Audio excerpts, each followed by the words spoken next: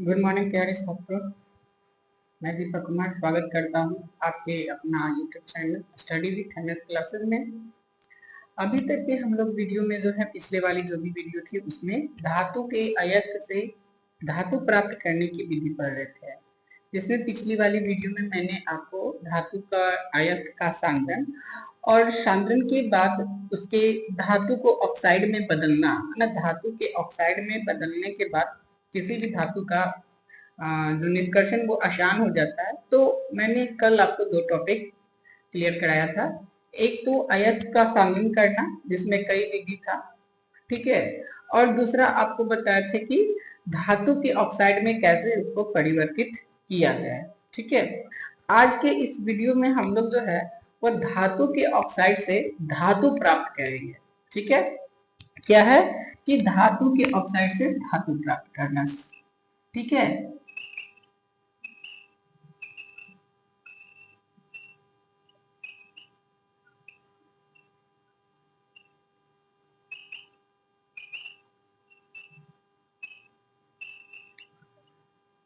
प्राप्त करना ये आज हम लोग का मुख्य टॉपिक रहेगा।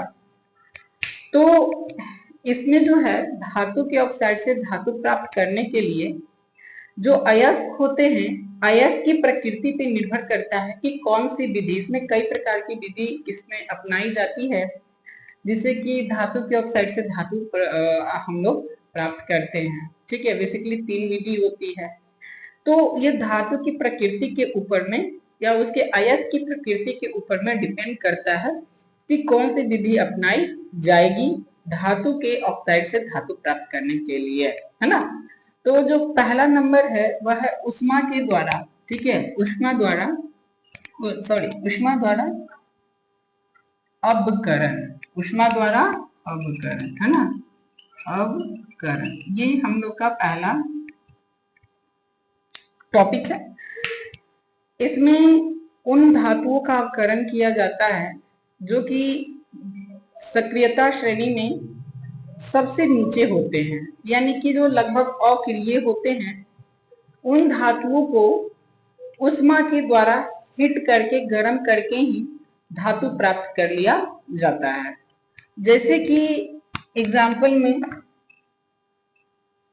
HgS, अगर इसे हीट करते हैं, ठीक है ना, क्या करते हैं, हीट करते हैं वायु की सीमित मात्रा में, ठीक है, किसमें, वायु की सीमित मात्रा में, वायु होना चाहिए। तो वायु की सीमित मात्रा में जब हम लोग हीट करते हैं तो यहाँ से हमें Hg और SO2 प्राप्त हो जाता है, ठीक है ना। क्या प्राप्त हो जाता है, SO2 प्राप्त हो जाता है। HgO, पहले तो HgO होगा, ठीक है ना, दो दो, ठीक है, दो तो यहाँ भी दो, दो दो चार और चार चार आठ, तो यहाँ पे तीन, ठीक है। उसके बाद ये जो है आपका HgO, इसी को जब हम लोग दोबारा हीट करते हैं तो यहाँ से हम लोगों को Hg साथ में ऑक्सीजन गैस मुक्त होता है, ठीक है ना। क्या होता है कि Hg और ऑक्सीजन गैस यहाँ से मुक्त होता है। तो ये आपका हो गया कि जो क्रियाशीलता श्रेणी में नीचे होते हैं, कम क्रियाशील जो धातुएं होती हैं, उनको केवल ऊष्मा के द्वारा अवकरण करके ही उनका धातु प्राप्त कर लिया जाता है, ठीक है। तो पहला ये हो गया। जो दूसरा नंबर टॉपिक है वह है रासायनिक अवकरण, ठीक है ना। क्या है, रासायनिक अवकरण। किया क्या जाता है कि इस विधि में कार्बन या फिर एल्युमिनियम के चूर्ण के द्वारा धातु के ऑक्साइड को अवकृत किया जाता है। दो चीज होता है, एक तो आपका हो गया कि कार्बन और दूसरा आपका एल्युमिनियम, ठीक है ना। या तो कार्बन के द्वारा या फिर एल्युमिनियम के द्वारा जो भी धातु के अयस्क होते हैं उसे अपकृत किया जाता है। अपकृत करके पहले ऑक्साइड में बदला जाता है और फिर वहां से मतलब जब हम लोग अपकृत करते हैं तो वो ऑक्साइड जो होता है धातु में तब्दील हो जाता है ना। तो इसमें दो चीज आपको इस्तेमाल होता है, एक कार्बन और दूसरा क्या है, एल्युमिनियम। तो सबसे पहले हम लोग इसमें पढ़ेंगे कि कार्बन के द्वारा, ठीक है ना, कार्बन के द्वारा अवकरण।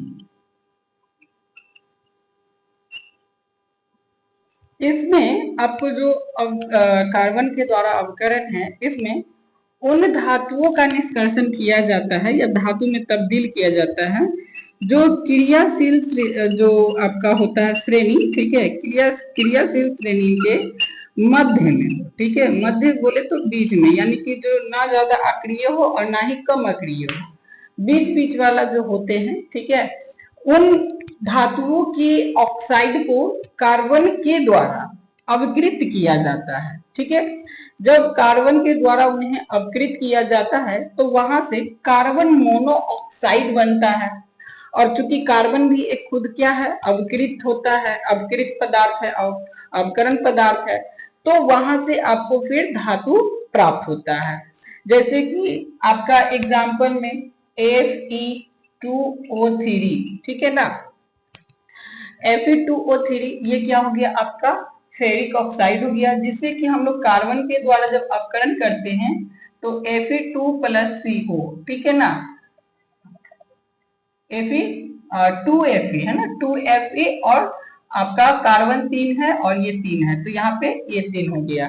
तो इस प्रकार से क्या होता है कि ऑक्सीकृत किया जाता है, ठीक है ना, आपको यहाँ से धातु प्राप्त कर लिया जाता है, क्योंकि यहाँ जो ऑक्सीजन है वो कार्बन के साथ संयोग कर लिया और फिर वो कार्बन मोनोऑक्साइड बना गया, तो ऑक्सीजन यहाँ पे ऑक्सीकृत हो गया और हमें धातु प्राप्त हो गया, है ना।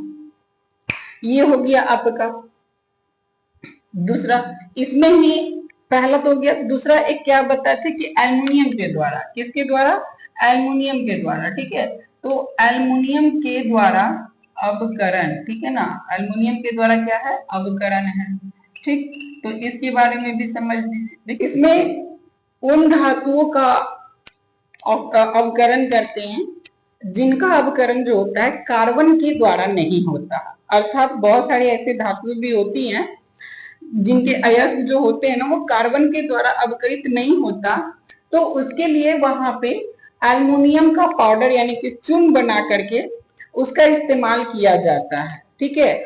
और ये इस्तेमाल किया जाता है, यह देखा जाता है कि जो आपके धातु के ऑक्साइड हैं उस ऑक्साइड में एल्युमिनियम से वह कम अभिक्रियाशील है या अधिक अभिक्रियाशील है। अगर एल्युमिनियम से अधिक अभिक्रियाशील होंगे तो उन धातुओं में एल्युमिनियम का इस्तेमाल नहीं होगा, लेकिन अगर कम अभिक्रियाशील होंगे तो वहां पे आपको जो है वह एल्युमिनियम का इस्तेमाल किया जाएगा। इस विधि को हम लोग थर्मिट विधि भी कहते हैं। क्या कहते हैं, थर्मिट विधि, ठीक है ना, थर्मिट विधि, या फिर एक और नाम है इसका, या फिर एल्मिनो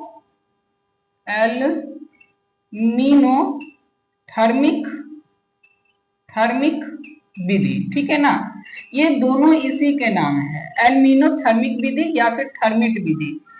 ये जब हम लोग किसी भी धातु के अयस्क को एल्युमिनियम के द्वारा अवकृत करते हैं, ठीक है ना, तो उस विधि को हम लोग थर्मिट विधि या फिर एल्मिनो होगा ना, एल्मिनो, ठीक है, एल्मिनोथर्मिक विधि के नाम से जाना जाता है। इसमें आपको क्या जाता है कि जैसे मैग्नीज हो गया आपका या फिर क्रोमियम हो गया, इनके ऑक्साइड है ना, कौन कौन से हैं, मैग्नीज हो गए, क्रोमियम हो गए, इनके ऑक्साइड, ठीक है ना, ऑक्साइड का अवकरण किया जाता है, क्योंकि ये दोनों जो होते हैं वह एल्युमिनियम से कम अभिक्रियाशील होते हैं, ठीक है ना, एल्युमिनियम इन दोनों से अधिक अभिक्रियाशील होता है। अगर हम लोग सपोज दैट कि इसे कार्बन के द्वारा अवकृत कराते तो होता क्या कि ये जो आपका मैग्नीज है, जो क्रोमियम है, ये कार्बन के द्वारा अपकृत नहीं होता बल्कि वो कार्बोनेट या कार्बाइड बना देता, ठीक है ना, इसलिए वहां पे एल्युमिनियम का इस्तेमाल किया जाता है, जैसे कि MN3O2 सॉरी O4 होगा ना, MN3O4 और आपका Al, ठीक है, इसके द्वारा जब हम लोग ये करेंगे इसका तो ये बनाएगा Al2O3 और साथ में Mn, ठीक है ना, क्या बना देगा, आपका Mn दे देगा, ठीक है, क्या देगा, Mn देगा। तो ये जो आपका अभिक्रिया हुआ, यहाँ से आपको एक तो एल्युमिनियम जो है वो एल्युमिनियम के ऑक्साइड यहाँ पे बन गई, एक प्रकार का एल्युमिनियम ऑक्साइड है, ठीक है, एल्युमिनेट है, तो ये आपका बाहर हो गया। और वहां से आपको जो है वह मैग्नीज एक धातु के रूप में प्राप्त हुआ। इसी प्रकार से क्लोरीन का भी होता है, ठीक है, किसका होता है, तो क्लोरीन का होता है। और ये जो आपका एल्यूमिनोथर्मिक विधि होता है, इस विधि में जब हम लोग किसी भी धातु को थर्मिक विधि के द्वारा शुद्ध करते हैं, सॉरी मतलब उसे धातु में तब्दील करते हैं, तो वो जो होता है पिघली अवस्था में पाई जाती है। इसका कई जगह पे इस्तेमाल भी किया जाता है, जैसे कि रेल की दो जो पटरियां होती है उनमें दरार पड़ गई, या वेल्डिंग में, है ना, रेल की जो वेल्डिंग होती है उसमें इसी का इस्तेमाल किया जाता है, या दो लोहे को जोड़ने में भी इस्तेमाल किया जाता है, ठीक है ना। तो कई प्रकार से इसका इस्तेमाल भी किया जाता है, जो कि एल्यूमिनोथर्मिक विधि होता है, ठीक है। तीसरा नंबर होता है आपका वैद्युत अपघटन के द्वारा अवकरण, ठीक है। तीसरा नंबर कौन सा है, वैद्युत अपघटन।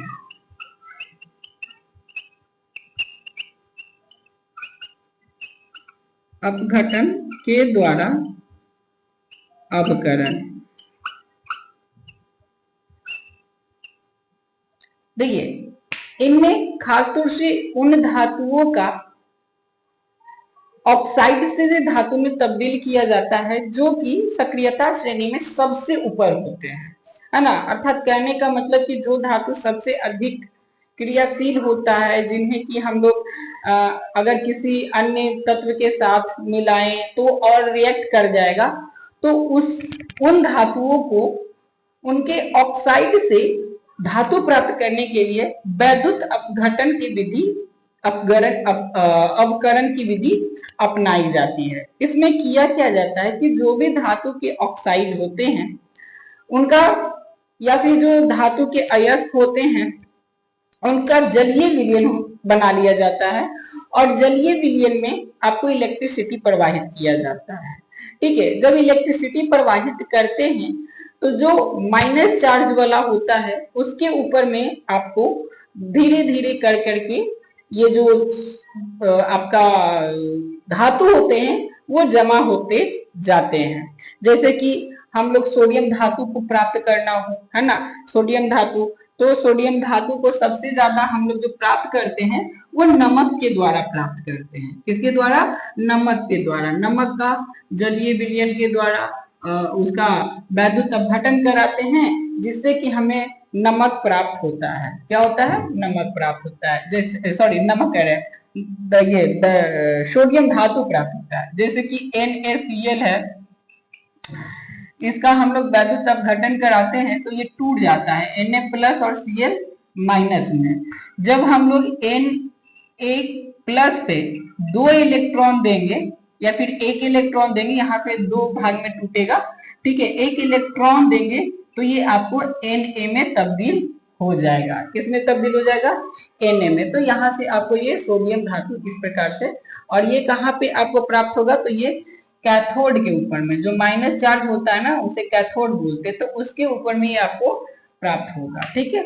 और यहाँ से जो क्लोरीन है वह इलेक्ट्रॉन ले करके, है ना, इलेक्ट्रॉन के साथ वो आपको जो होता है एनोड पे क्लोरीन गैस बन करके उड़ जाता है। तो ये हो गया, क्योंकि आपका सोडियम हो गया, पोटेशियम हो गया, ये सब जो होता है, मैग्नीशियम हो गया, एल्युमिनियम हो गया, ये सब काफी ज्यादा रिएक्टिव एलिमेंट्स है या धातु है, मेटल है, इसलिए इन सबों का जो होता है वैद्युत अपघटन के जरिए ऑक्साइड से धातु प्राप्त करते या उसके अयस्क से धातु को प्राप्त किया जाता है, ठीक है। ये हो गया आपका क्या, कि किस प्रकार से हम लोग उसके ऑक्साइड से धातु प्राप्त करेंगे।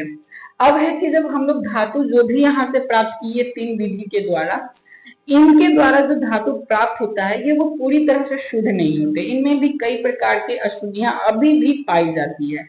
तो उसको अंत में किया जाता है कि धातु का शोधन किया जाता है। क्या किया जाता है, धातु का शोधन। शोधन बोली तो उसको शुद्ध किया जाता है। शुद्ध करने की भी कई विधि होती है ना, जिसके द्वारा हम लोग धातुओं को शुद्ध करते हैं। धातुओं को शुद्ध करने की विधि जो होती है धातुओं की प्रकृति के ऊपर में निर्भर करती है कि वो कितना रिएक्टिव है या कम रिएक्टिव है या फिर दोनों के बीच का है ना। जितना ज्यादा वो क्रियाशीलता श्रेणी में रिएक्टिविटी में ऊपर होंगे उनको अलग विधि से, मध्य वाले को अलग विधि से और डाउन वाले को जो कि तो इसमें आपको जो पहला विधि इस्तेमाल होता है उसे हम लोग बोलते हैं द्रवण विधि, ठीक है ना। द्रवण विधि कहते हैं। द्रवण विधि के द्वारा पहले हम लोग क्या करते हैं कि धातु को शोधित करते हैं, अर्थात धातु में जो अपद्रव्य मौजूद होते हैं, अशुद्ध मौजूद होते हैं, उन्हें हम लोग अलग करते हैं। इसके लिए किया क्या जाता है, सबसे पहले कि कोई ऐसा उसमें तत्व या ऐसा एलिमेंट्स मिलाया जाता है जिनका की द्रावण जो धातु है उनके द्रावण से अधिक हो, है ना, क्या हो, अधिक हो, ठीक है। उसके बाद किया क्या जाता है, मतलब वैसे ही जो अपद्रव्य होते हैं उनको अलग किया जाता है। इसके लिए किया क्या जाता है कि एक भट्ठी होती है जिसमें एक ऐसा प्लेट या ऐसा एक स्ट्रक्चर बना होता है जिसके ऊपर में किया क्या जाता है कि यहाँ पे और इसके नीचे ना आग जलता रहता है, मतलब ये गर्म किया जाता है। इसका जो टेम्परेचर रखा जाता है वो धातु के द्रावण से थोड़ा सा अधिक टेम्परेचर रखा जाता है, ठीक है ना, ताकि वो आसानी से जल्दी पिघल जाए, धातु क्या हो जल्दी से पिघल जाए और जो अपद्रव्य होंगे वो जल्दी नहीं पिघलेंगे, ठीक है ना। जो अपद्रव्य पिघलेंगे नहीं तो किया क्या जाता है कि जो आपको धातु प्राप्त हुए हैं उस धातु को इसके सिरे पे छोड़ा जाता है या गिराया जाता है। क्योंकि यहाँ पे टेम्परेचर उनके द्रावण से थोड़ा अधिक होता है तो गिरने के साथ ही जो आपके धातु होते हैं वो पिघल जाते हैं और जो दूसरी वाली उसमें जो कोई धातु बचा है या जो अशुद्धि है वो नहीं जल्दी पिघलते, तो धातु द्रव अवस्था में आ जाता है, वो पिघल करके बह जाता है, बह करके आगे की ओर चला जाता है और जो अशुद्धियां होती है वो पीछे की ओर छूट जाता है। तो पहला विधि यही है द्रावण विधि जिसके द्वारा धातु को शुद्ध किया जाता है, ठीक है ना। पहला विधि हो गया द्रावण विधि जिसके द्वारा क्या किया जाता है, धातु को शुद्ध किया जाता है। दूसरा जो होता है आपका वो होता है वैद्युत, क्या होता है वो आपका वैद्युत अपघटन होता है, ठीक है ना, वैद्युत अपघटन। ठीक, इसमें खास तौर से जो धातुएं होती हैं उनका अवकरण विद्युत के द्वारा किया जाता है, उनका शोधन विद्युत के द्वारा किया जाता है। जैसे गोल्ड हो गया, आपका सोना हो गया, चांदी हो गया, है ना। इन सबों का जो आपका इसमें सोना, चांदी, टीन, तांबा, एल्युमिनियम, इन सब धातुओं का शोधन वैद्युत अपघटन के द्वारा किया जाता है। इसमें किया क्या जाता है कि एक इस प्रकार से आपका कंटेनर होता है जिसके अंदर में कुछ लिक्विड भरा होता है और इसके जो आपका धातु जो कि ऑक्साइड से हम लोगों ने परिवर्तित किया है उसे हम लोग पॉजिटिव वाले के साथ कनेक्ट कर देते हैं और निगेटिव वाले के साथ उसी का शुद्ध धातु हम लोग कनेक्ट करते हैं। ये पॉजिटिव हो गया, ये निगेटिव हो गया, ठीक है ना। तो पॉजिटिव वाले के साथ जो धातु के अयस्क जो हमें प्राप्त हुए, धातु प्राप्त हुए, उनको कनेक्ट कर देते हैं और नेगेटिव वाले के साथ क्या करते हैं कि जो शुद्ध धातु है उनके प्लेट को कनेक्ट कर देते हैं। इसमें जब हम लोग विद्युत प्रवाहित कर रहे हैं तो होता क्या है कि यहाँ से शुद्ध धातु निकल करके इसके ऊपर में जमता चला जाता है और जो शुद्ध धातु की प्लेट होती है वो धीरे धीरे धीरे धीरे करके कुछ टाइम के बाद ये मोटी होते जाती है ना, क्या होती जाती है, मोटी, और ये धीरे धीरे पतली होते जाती है क्योंकि यहाँ से शुद्ध धातु निकल करके इसके ऊपर में जमा होते जाता है। इस प्रकार से हम लोग क्या करते हैं कि वैद्युत अपघटन के द्वारा धातु का शोधन करते हैं। क्या करते हैं, शोधन करते हैं।